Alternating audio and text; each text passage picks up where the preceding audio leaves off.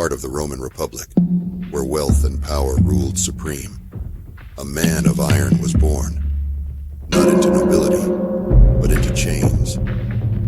His name was Spartacus, a Thracian warrior who would become a legend, a gladiator, and the leader of the greatest slave rebellion Rome had ever faced.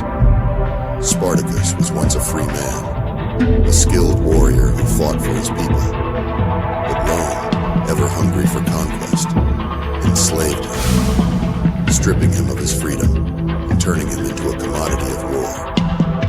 He was dragged in chains to the great city, sold to the ludus of Batiatus, a brutal gladiator school in Kaveh. Here, men were trained to fight and die for the amusement of Rome, forced to become nothing more than entertainment for the bloodthirsty crowds. But Spartacus was no ordinary slave. He was strong, cunning, and above all, unbreakable. In the arenas of Rome, he fought, he bled, but he did not bow. With every battle, he became more than a fighter. He became a symbol, a gladiator who refused to be broken, a warrior who saw through the cruelty of Rome's tyranny. Then came the moment that would change history. With his fellow gladiators, he plotted an escape, an act of rebellion against the might of Rome. One night, they struck. Using kitchen knives and stolen weapons, they overthrew their guards, slaughtering their captors, and fleeing into the Italian countryside. What began as a simple escape became a war for freedom. Word of Spartacus's escape spread like wildfire. Slaves from across Italy rose up, flocking to his banner. Thousands joined his cause. Runaway slaves, disillusioned soldiers, even peasants who had suffered under Rome's oppression. They were not an army. They were a movement. Spartacus led his growing forces with brilliant military strategy, defeating Roman legends that underestimated him. Using guerrilla warfare, he turned the rugged mountains and forests into a death trap for Rome's elite soldiers. He crushed multiple Roman armies, humiliating the greatest empire the world had ever known. But Spartacus did not seek to conquer Rome. He sought freedom.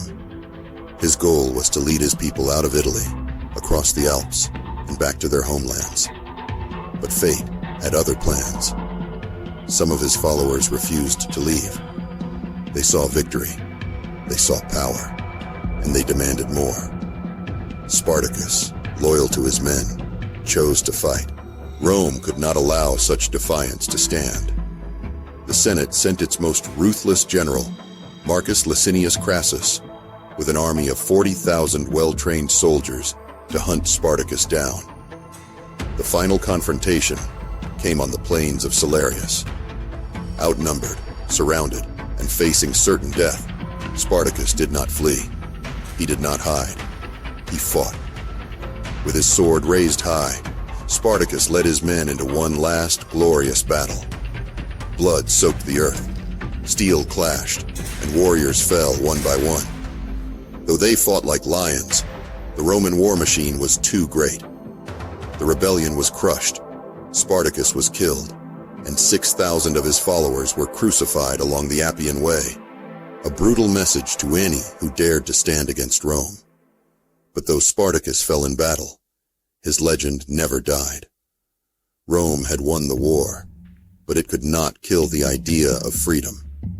His rebellion shook the empire to its core, planting a seed of defiance that would one day see the fall of Rome itself. Spartacus was more than a man.